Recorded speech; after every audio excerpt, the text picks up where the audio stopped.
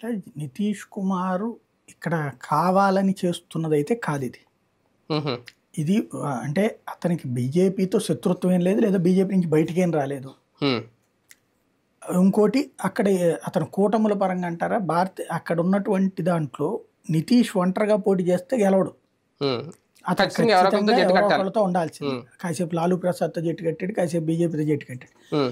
అతనికి ఉన్న అవును. మనస్తత్వం ఏంటంటే బీజేపీతో కలిసి గెలిచి లాలూకు సపోర్ట్ చేస్తాడు, మళ్ళీ వెళ్ళి హుహు. లాలూ సపోర్ట్తో ముఖ్యమంత్రి అవుతాడు. హ్మ్. లాలూతో కలిసి వెళ్ళి పోటీ చేసి మళ్ళీ అందులో నుంచి చీల్చుకొచ్చి బీజేపీతో కలిసి ప్రభుత్వాన్ని ఏర్పాటు చేస్తుంటాడు. హ్మ్. అలాగా గత 20-25 ఏళ్ల నుంచి ఆట ఆడుకుంటున్నాడు. అవును.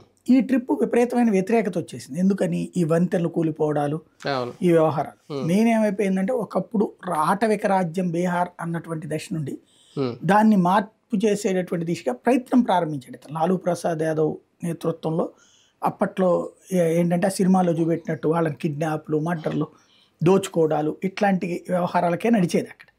గ్యాంగ్స్టర్స్ వ్యవహారంతో నడిచేది బీహార్. హ్మ్. దాని నుంచి దారికి తెచ్చి ప్రజలు వాళ్ళ బ్రతుకులు వాళ్ళు బ్రతికేటట్టు చేసుకొచ్చాడు. హ్మ్. కాకపోతే ఏళ్ళు తరబడి ఉండిపోయేటప్పటికి హ్మ్. ప్రజల్లో ఒక రకమైనటువంటి చిరాకు ఏంటి అంటే, ఇవాళ మీరు చూస్తే గుంటూరు, విజయవాడలో సెంట్రింగ్ పనిచేసేవాళ్ళు, ఆ తర్వాత బార్బర్ షాపులో పనిచేసేవాళ్ళు, ఇట్లాగా అనేక